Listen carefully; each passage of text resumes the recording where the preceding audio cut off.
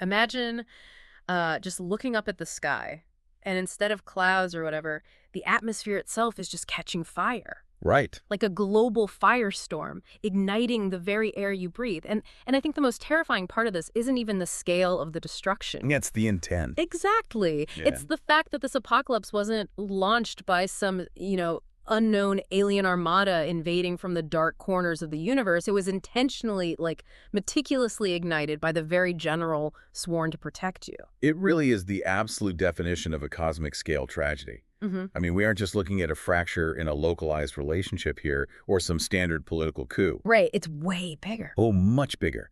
We are analyzing an orchestrated extermination of loyal soldiers, well, loyal sons, really by their own father figure. It's a cold, calculated execution disguised as a military campaign. And today we are dissecting a betrayal so massive, so fundamentally catastrophic, it literally says a galaxy on fire. We've got a huge stack of sources in front of us today for you. We really do. Yeah. Plot breakdowns, critical essays, thematic analyses, a lot to go through. Yeah, and they're all trying to answer one basic question, which is, how does a supposedly unbreakable brotherhood end in literal planetary genocide? Welcome to the deep dive. Glad to be here for this one. Our mission today is to unpack the events, the wildly shifting allegiances, and just the profound, heavy themes of Galaxy in Flames, which is the explosive conclusion to the opening trilogy of the Horus Heresy. And, the stakes here really cannot be overstated. This narrative acts as the absolute pivot point for an entire fictional universe. Yes, the turning point. Exactly. It's the moment the mounting tension of the previous stories just snaps. It plunges humanity into an unrecognizable, completely horrific new reality. The foundation of the greatest empire ever built is deliberately destroyed from the inside. Right. And hey, if you are listening to this, I promise you do not need to be some veteran lore expert with, encyclopedias of background knowledge to appreciate the sheer gravity of what's happening. No, not at all. We are going to define the terms, map out all the major players, and really explore what is fundamentally a masterclass in political maneuvering. And devastating heartbreak, honestly, will balance the grand, star-spanning scale of these events with the deeply personal, tragic human elements that make it just sting so badly. Because beneath the impenetrable armor and the genetically enhanced physiology and obviously the massive starships, this is fundamentally a story about human failing. Oh, totally. It is a profound exploration of pride, vulnerability to manipulation, and the cascading apocalyptic cost of a single foundational lie. So to properly understand the sheer magnitude of the atrocity we're building toward, we really have to look at the board as it's set right at the beginning of this narrative. Right where the last story left off. Exactly. We are picking up immediately after the events of the previous source material, where the War Master Horus, who is the most trusted, brilliant, and charismatic commander of the Emperor's forces, he has completely recovered from a set of grievous, near-fatal wounds. But, and this is key, the man who woke up is not the man who went to sleep. Yeah, the physical wounds have healed, sure, but his mind is now entirely irreversibly committed to a massive rebellion against the Emperor. The transformation is chilling, honestly. He hasn't been idle during his recovery at all.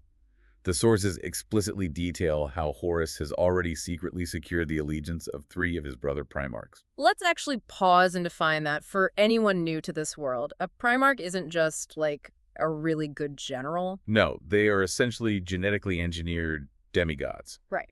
Created by the Emperor to lead his armies, which are known as the Space Marines. These guys are massive, virtually immortal, and they possess a tactical brilliance that borders on the supernatural. And Horus is the first among equals. Yeah. So when we say he secured 3 brother Primarchs, we are talking about securing the allegiance of literal demigods and their respective massive armies. Precisely.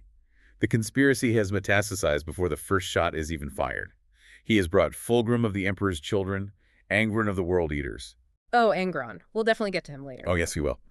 And he brings Mortarion of the Death Guard over to his side. Each of these Primarchs commands a legion. That's hundreds of thousands of genetically enhanced super soldiers, fully integrated fleets, planetary assault forces. It's massive. But here's the logistical nightmare Horus is facing. He knows he can't just, declare war tomorrow. He can't just send an email. Exactly. He has these entire legions under his overall command, but within those legions, there are thousands of individual warriors who are stubbornly, fundamentally loyal to the emperor. Like, Yes. these loyalists are hardwired for duty. They aren't just going to turn around and say, sure, yeah, let's overthrow the government, just because their commander asks nicely. Which forces Horus to act not as a warrior, but really as a ruthless politician. He has to purge his own ranks, but he has to do it without raising the alarm to the wider galaxy. Because if he just starts openly assassinating his own men, Right, the loyalists will fragment, they'll hide, send distress signals, and basically tie him down in endless guerrilla warfare. He can't afford that. so he devises this chillingly calculated strategy. He uses a supposed local rebellion on a planet called Isstvan III as a smokescreen. A very clever, very dark smokescreen. He basically announces, hey, the planetary governor down there has gone rogue. We need to go put down this uprising.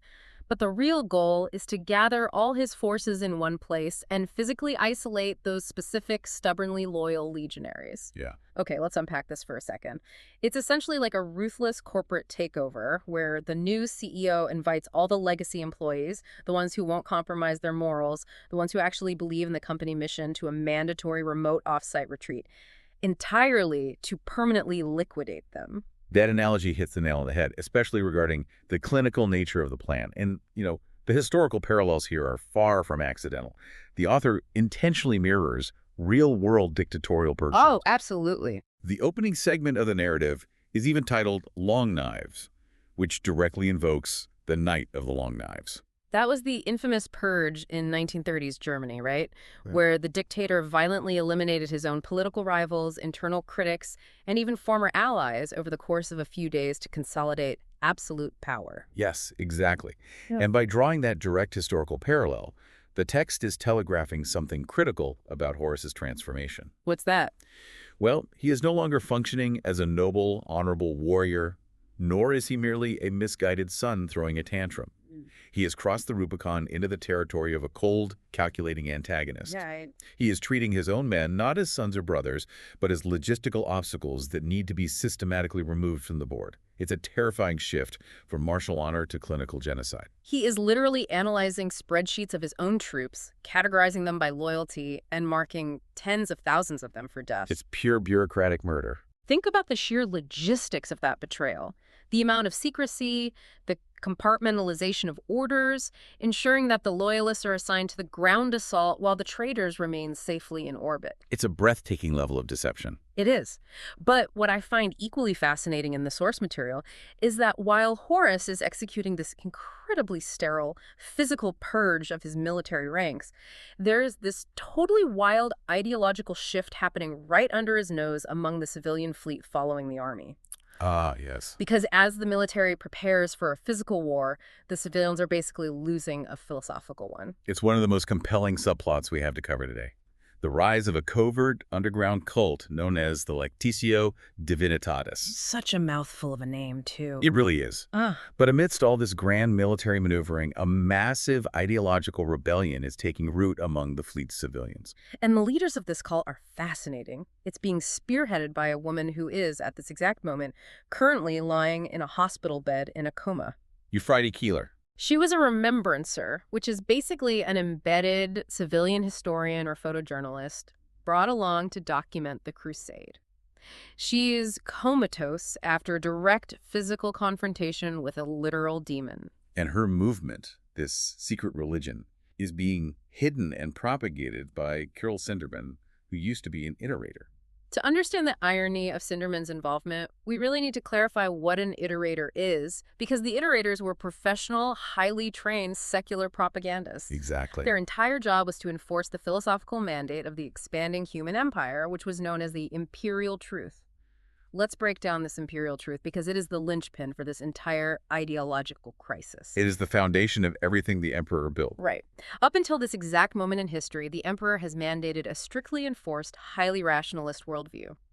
The imperial truth dictates that there are no gods, there is no magic, and there are absolutely no supernatural entities. Whatsoever. The universe is meant to be conquered through science, reason, and human progress.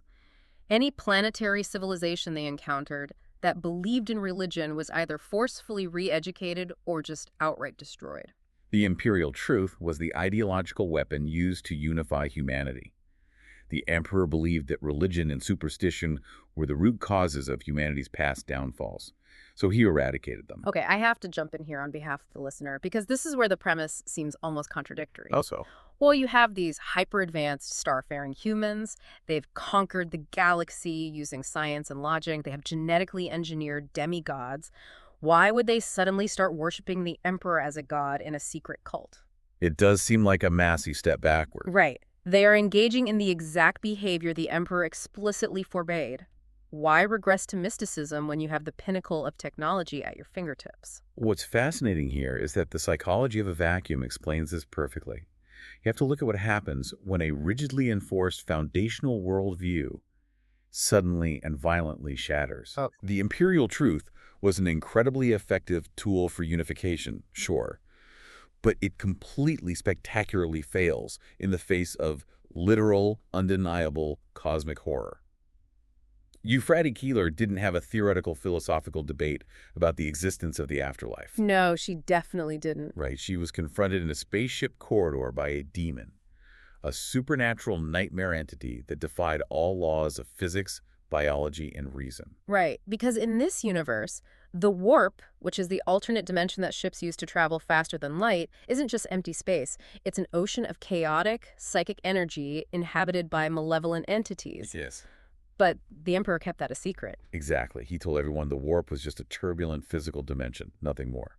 So when rationalism cannot explain the monster standing right in front of you, a monster that literally shouldn't exist according to everything your government has taught you, the human mind breaks. It just can't process it. In that moment of absolute cognitive dissonance, a desperate faith becomes a necessary psychological armor. Wow.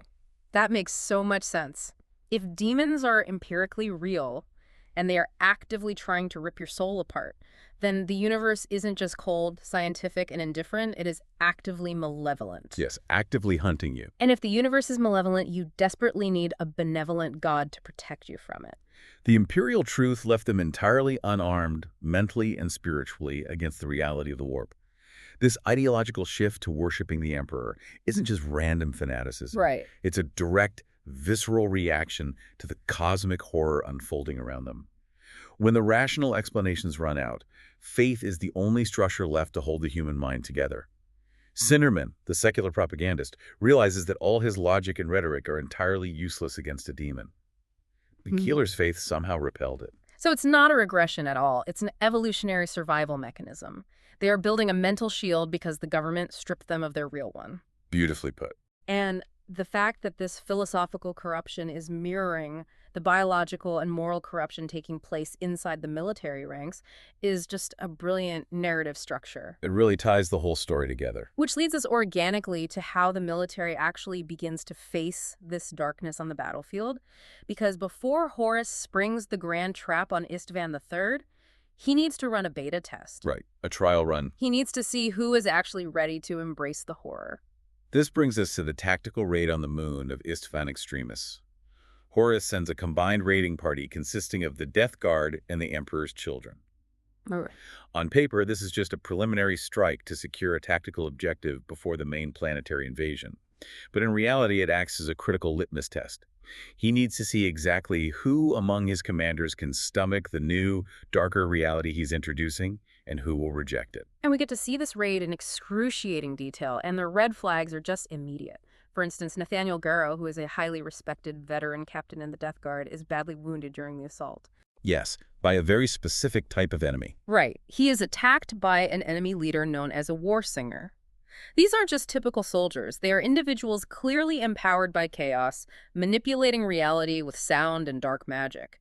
It's deeply unsettling. The presence of the war singer is disturbing, certainly, but the true shock comes from within their own ranks. Lord Commander Eidolon, one of the highest-ranking officers in the Emperor's Children, steps up to defeat this enemy. Oh man, this part is gross. It really is.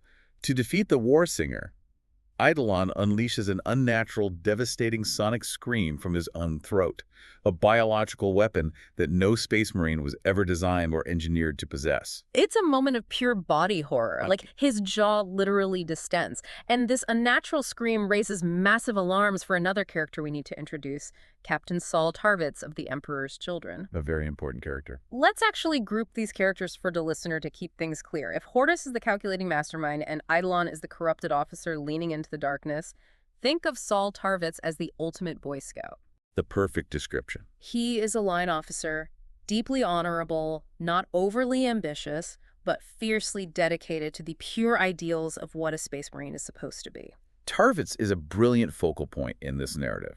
He represents the uncorrupted ideal. When he sees his superior officer, Eidolon, utilize an ability that clearly violates every biological, ethical, and doctrinal boundary of their legion, his suspicion turns into active investigation. He doesn't just shrug it off. No, he starts pulling at the thread. And pulling that thread leads him straight into a nightmare scenario hidden deep within their own fleet. Tarvitz manages to get summoned to a clandestine meeting with Eidolon and an apothecary, which is essentially a Space Marine combat medic and geneticist named Fabius. Ah, Fabius. And Fabius basically pulls back the curtain. He reveals that he has been conducting twisted, horrific genetic experiments on their own brothers. He is physically altering them, mutilating their gene seed to, quote-unquote, enhance their combat abilities. It is a complete perversion of the Emperor's original sacred design. The narrative takes time to emphasize the grotesqueness of Fabius's laboratory. It isn't just clinical science. It is a desecration of the human form. And Tarvitz's reaction to this revelation is pivotal. Right, because they try to recruit him. Exactly. He is offered a place in this new order. Eidolon and Fabius offer him the chance to be part of the elite vanguard of this enhanced, superior future. And Tarvitz flat out rejects it. He is entirely horrified. He realizes that whatever this new order is, it is fundamentally evil. This singular act of quiet rejection marks him as the vital hub of the loyalist resistance. Yes. It's the moment the moral lines are irreversibly drawn not on a grand battlefield, but in a sterile, bloody laboratory. It is a defining character moment. Tarvitz chooses his foundational principles over the promise of power and the approval of his superiors. But this lab scene begs a massive question about the villain's motivations. Okay. We see Fabius doing these undeniable, objectively evil experiments. We see Eidolon mutating his own body. They are clearly crossing a line. But what about Horus himself? Is Horus just twirling his mustache at this point, relishing in the evil? Has he just decided to be the bad guy for the fun of it? The sources highlight a crucial thematic concept here that prevents the story from becoming a cartoon: the gray villain. The tragedy of this narrative is that the Chaos Gods haven't just brainwashed Horus into being a mindless puppet.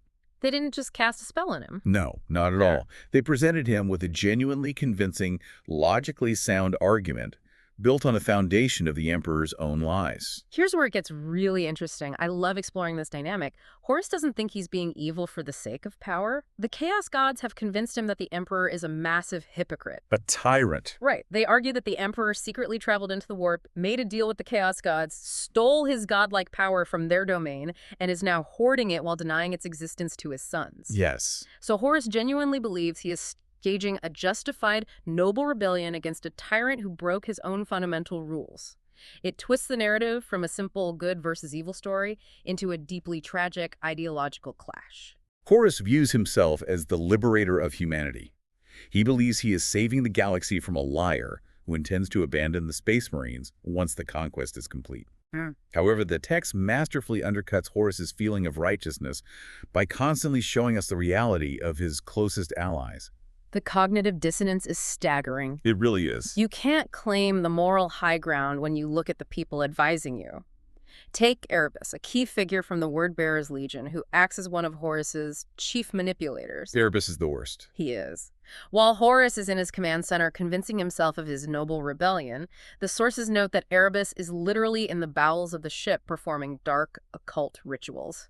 He actively sacrifices the chief astropath, the fleet's primary psychic communicator, a woman named Ingmei Singh, to the Chaos Gods. It is a brutally stark contrast. Yeah. Horus speaks of noble rebellion, while Erebus is actively engaged in ritualistic human sacrifice to summon demons. Yeah, noble rebellion, my eye. Exactly. It demonstrates the true, horrific cost of this justified rebellion. The corruption is absolute, and it is rotting Horus's forces from the inside out, regardless of how elegantly Horus tries to rationalize it to himself. Which perfectly sets the stage for the ultimate demonstration of that corruption. Hmm. We are moving from Tarvitz's quiet, horrified realization of the truth hidden aboard the ships to the absolute, deafening horror about to be unleashed on the planet below. The main event. We have reached the point of no return, the Coral City atrocity. The trap is finally meticulously set. Horus has categorized his forces. He has handpicked the assault force that will land on Isstvan III to crush the supposed rebellion in the planetary capital, the Coral City. And naturally, this force is comprised entirely of the legionaries from the Sons of Horus, World Eaters, Death Guard, and Emperor's Children, who he suspects will never turn against the Emperor. Right. He has segregated the Loyalists and is sending them down to the surface to die. But Tarvitz, our ultimate Boy Scout, is on high alert after seeing Fabius's lab. He knows something is wrong, and he manages to find an excuse to stay behind on the fleet while the Loyalist elements of his legion drop to the surface. A very lucky thing he did. Truly. And what he discovers while snooping around the launch bays is chilling. He finds out that the massive orbital guns on the fleet's capital ships aren't being loaded with conventional explosive weapons to support the ground troops. Yeah, they are not. They're being loaded with specialized, highly restricted warheads. Virus bombs. It's the horrifying realization that the planetary assault isn't a battle, it's an execution chamber. The ground troops aren't there to secure the city, they are the bait and the target. Tarvitz understands instantly that the entire operation is a genocidal trap for tens of thousands of his own brothers. And this leads to one of the most incredibly tense cinematic sequences in the story. Tarvitz knows he has to warn them. He literally steals a Thunderhawk, which is essentially a heavily armored flying tank used to transport Space Marines from orbit to the surface. He just boosts it. Yeah, he just blasts out of the launch bay and dives toward the planet. The moment he breaks formation, the traitor elements of the fleet realize what he's doing. He is actively pursued and fired upon by his own legion, his own brothers in interceptor craft. The desperation of that flight is palpable. He is taking heavy fire, his ship is failing, and he is entirely isolated. He is only saved because he manages to make contact with his old friend, Captain Garrow of the Death Guard, who we mentioned earlier. Right, the guy wounded by the war singer. Exactly. Garrow is commanding a smaller frigate called the Eisenstein, having been left in orbit because he was injured on that moon raid. And Garrow is faced with a monumental, agonizing choice, a true split-second dilemma. He receives this frantic hail from Tarvitz. Does he follow the strict chain of command which dictates he should shoot down the rogue Thunderhawk? It is what regulations would say. Right, or does he trust the desperate, seemingly insane warnings of his friend who claims the War Master is about to murder his own army? He chooses loyalty to the truth over blind obedience. It is a massive risk. Garrow uses the Eisenstein's weapons to destroy the pursuing gunships, completely fakes Tarvitz's death on his own sensor readings to fool the rest of the fleet, and allows Tarvitz to slip through the blockade and plummet toward the planet. The narrative baton handoff here is brilliant. Garrow, now realizing the entire War Master's fleet is compromised and actively traitorous, begins preparing the Eisenstein to flee. He has to warn the Emperor. Right. He intends to break the blockade, dive into the treacherous, demon-infested warp, and do the impossible reach Terra. That journey is a whole other saga in itself. But down on the planet, the nightmare is just beginning.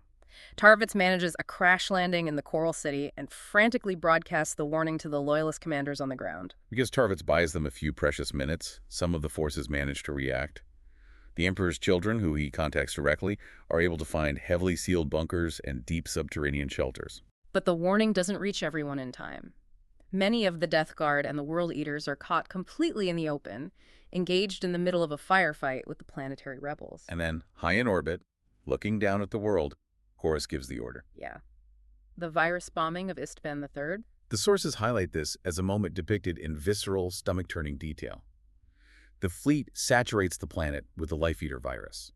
This is not a conventional biological weapon that just makes you sick. No. It is an aggressively engineered agent designed to rapidly, instantaneously consume all organic matter at the cellular level. It's pure nightmare fuel.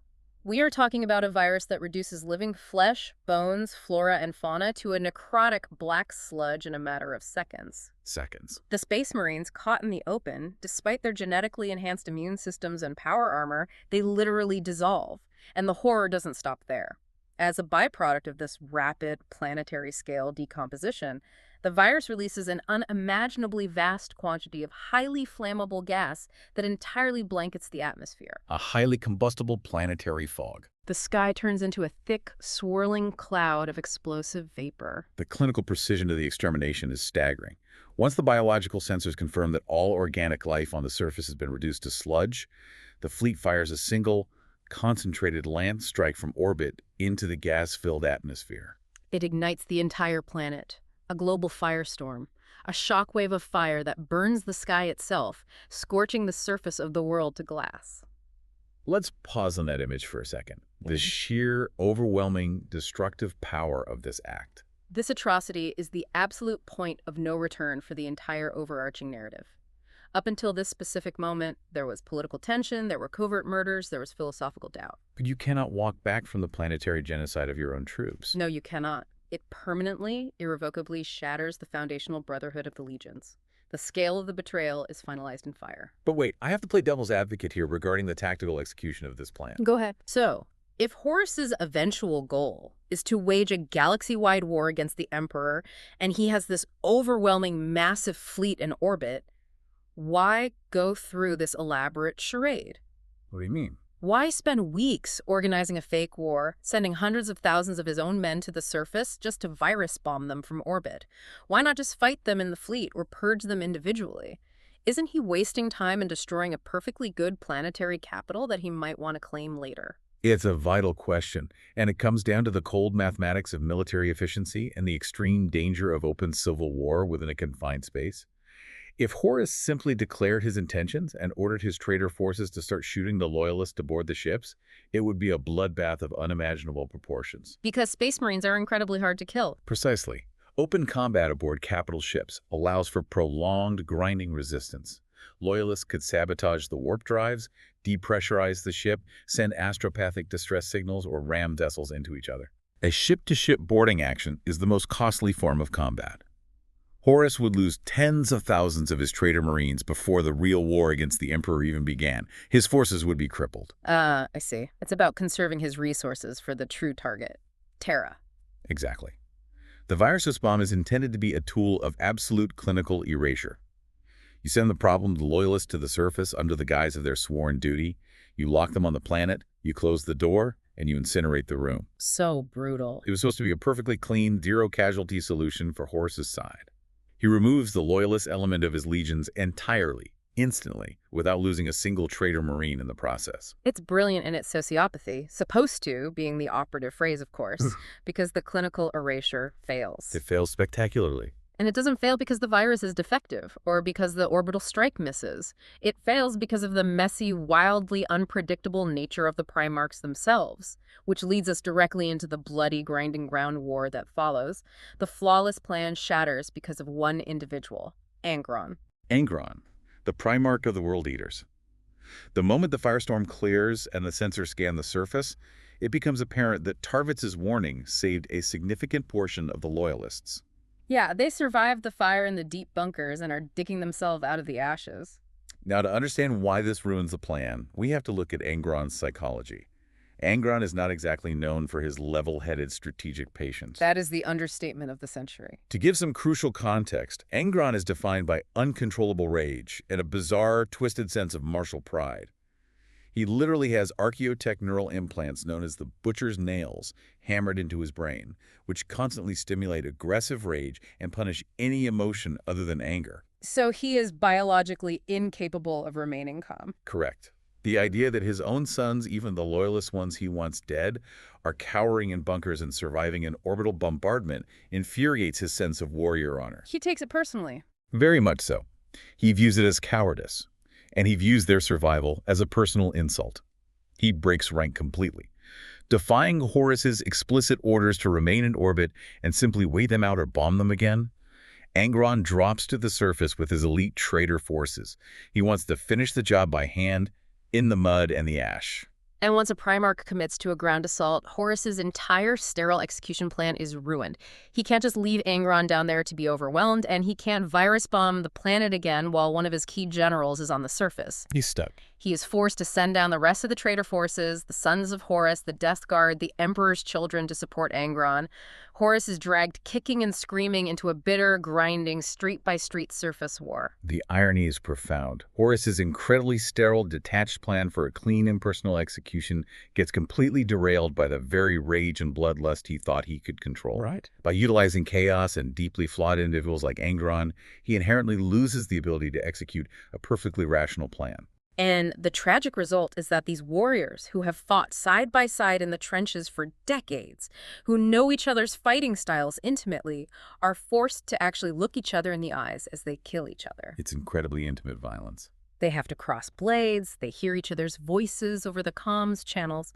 The betrayal is no longer a button push from orbit, it is a knife driven in close. It forces the reality of the betrayal into the physical space between them. And nowhere is that tragedy more intensely focused than in the final duel within the ruins of the Coral City's Parliament building. To understand the emotional weight of this confrontation, we have to talk about the Mournival. This is the emotional core of the entire book.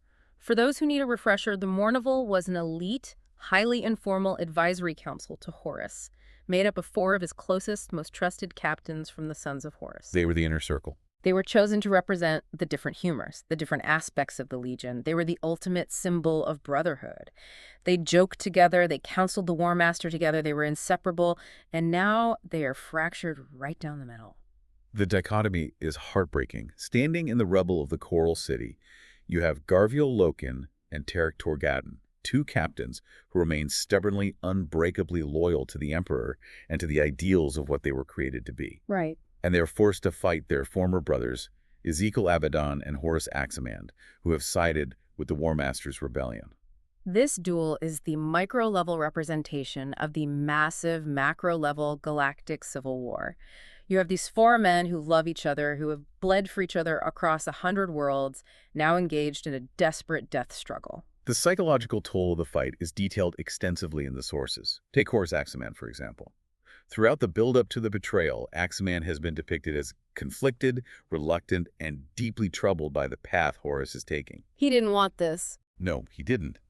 Yet when the moment comes, his ingrained loyalty to his Primarch overrides his love for his brother. He is the one who ultimately strikes the killing blow, decapitating Tarek Torgadon. Oh man, it's a devastating moment. The reluctant traitor forced to murder his most charismatic friend. And meanwhile, a few feet away, Garviel Loken is fighting Abaddon. Now, Abaddon is a different story. Oh yeah, Abaddon is the opposite of Aximand. He has embraced the betrayal with a sheer force of zealous, arrogant hatred. He is a powerhouse. He grievously wounds Loken, battering him down. The narrative denies them a clean resolution, though.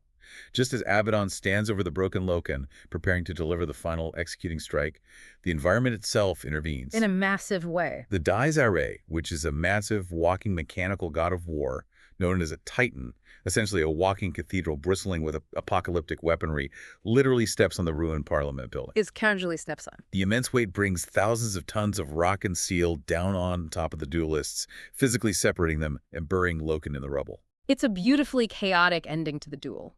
The physical collapse of the building perfectly mirrors the structural collapse of their brotherhood. It denies the traitors the closure of a clean victory and denies the loyalists the closure of a clean death. But amidst that apocalyptic collapse, amidst the literal burial of the loyalist cause on Isstvan III, there is a tiny, crucial sliver of hope that ties back to our earlier discussion. Oh, the civilians. Yes, the civilian survivors. Right. The comatose Euphrates Keeler, the secular propagandist Cinderman, and another remembrancer named Mersadi Olatin, who possesses vital documentation of the betrayal. They managed to execute a desperate escape. From the traitor flagship in orbit, no less. Guided almost miraculously by the newly awakened Keeler, who is now manifesting undeniable psychic, faith-based powers, they commandeer a Thunderhawk and flee through the void. They managed to reach the waiting frigate Eisenstein, where Captain Garrow takes them aboard right before diving into the warp. So you have this massive planetary grave being dug on Isstvan III, an entire generation of loyalists being burned and slaughtered, but just one single ship manages to slip away with the truth. The narrative scales down from planetary destruction to a single, fragile vessel carrying the only warning that can save the Emperor. It is incredibly cinematic. Looking at the ground war itself, how do we wrap up the thematic weight of this specific conflict? Because it feels like a very different kind of tragedy than the virus bombing. Based on the thematic breakdowns in our sources, this ground war perfectly encapsulates the ultimate intimate cost of betrayal. Yeah. The narrative intentionally strips away all the grand galactic politics, all the philosophical debates about the imperial truth versus the warp. It strips away the sterile efficiency of orbital bombardments, and it reduces the entire heresy to its most raw, painful, fundamental element, murdering brother in the mud. It's so visceral. It forces the reader to confront the reality that empires don't just fall on paper or through grand speeches.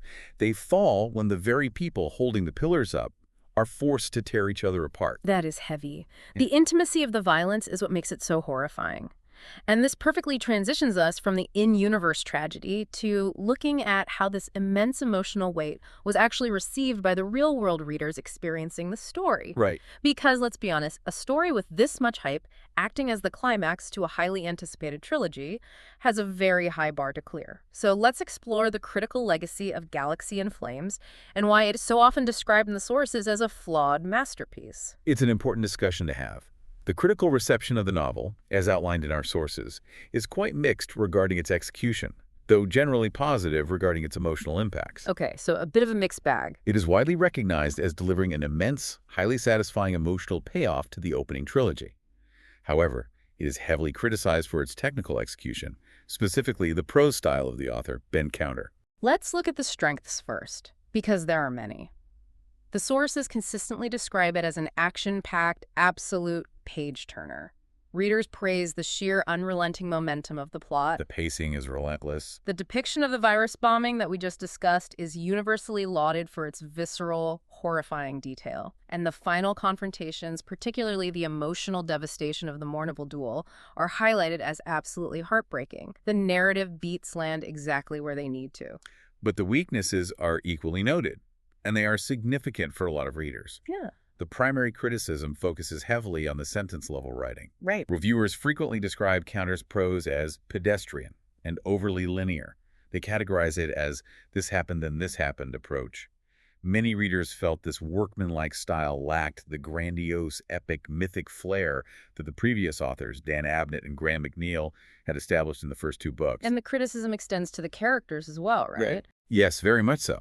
Some of the character development is actively criticized. Beloved POV characters, notably Garviel Loken, are said to feel underdeveloped in this specific installment. Which is a shame since he was so central earlier. Critics argue Loken acts more as a passive observer being dragged along by the plot, rather than an active driver of his own destiny. Furthermore, certain side characters, like the phenomenally arrogant swordsman Lucius, make rapid, massive moral choices that readers felt were entirely out of character, unearned, or poorly justified by the text. Okay, I have to synthesize this and push back a bit because these two perspectives seem entirely at odds. What do you mean? How can a book be explicitly criticized for having pedestrian, linear writing and for featuring beloved characters who suddenly act passively, bizarrely, but still be widely considered an essential, powerful masterpiece by the fan base? It sounds contradictory. How does a book survive that kind of heavy, structural, literary criticism to remain a fan favorite? That is the exact fascinating paradox of Galaxy in Flames. If you look at the mechanics of franchise fiction, the answer lies in the structural weight of the narrative, carrying the prose across the finish line. The structural weight. Right. You have to remember, this is the third book in a tightly woven, highly interconnected trilogy. The immense character work, the intricate world building, the deep emotional foundations, and all of that heavy lifting was already flawlessly executed by the previous two books. So the powder keg was already built, fully packed with explosives, and placed precisely where it needed to be. Counter just had to strike the match. Precisely. The raw, visceral impact of the plot, the sheer staggering audacity of the betrayal, the horrific scale of the virus bombing, the profound tragedy of the Mournival shattering transcends the sentence-level prose. The events carry themselves. Exactly. Readers are already so deeply, profoundly invested in Tarvitz's honor and Loken's struggle in the tragedy of Horus's fall that the events themselves generate the emotion naturally. The emotional resonance happens almost independently of how elegantly the sentence is constructed. That makes perfect sense. It's like watching the long-awaited finale of a television show you've loved and followed for years. Even if the dialogue in the final episode is a little clunky or a side character does something annoying, the sheer emotional weight of seeing those massive character arcs finally resolve is still going to impact you deeply. Right, is the culmination of an experience, not just a standalone novel. Exactly. It may not be the most literary or poetic entry in this series, but it remains an absolutely essential read because it irrevocably changes the universe. The momentum of the tragedy is simply too massive to be derailed by workmanlike prose. In fact, one could argue that the clinical "this happened, then this happened" style actually mirrors the cold, sterile, logistical nature of Horace's execution plan. Oh, that's a brilliant point. The prose matches the clinical genocide. What a massive journey this book takes us on. Just to briefly recap the immense ground we've covered today. We started with Horace's cold, secret plotting in the dark, gathering his traitorous brother Primarchs like pieces on a chessboard. It all started so quietly. Right. And we watched as the enforced secular imperial truth crumbled instantly in the face of literal demons, giving rise to a desperate, necessary new faith in the civilian fleet. We saw loyalties violently tested on the moon of Isstvan extremists, where Saul Tarvitz realized the terrifying biological truth of the new order being built in Fabius's laboratory. And then the devastating climax.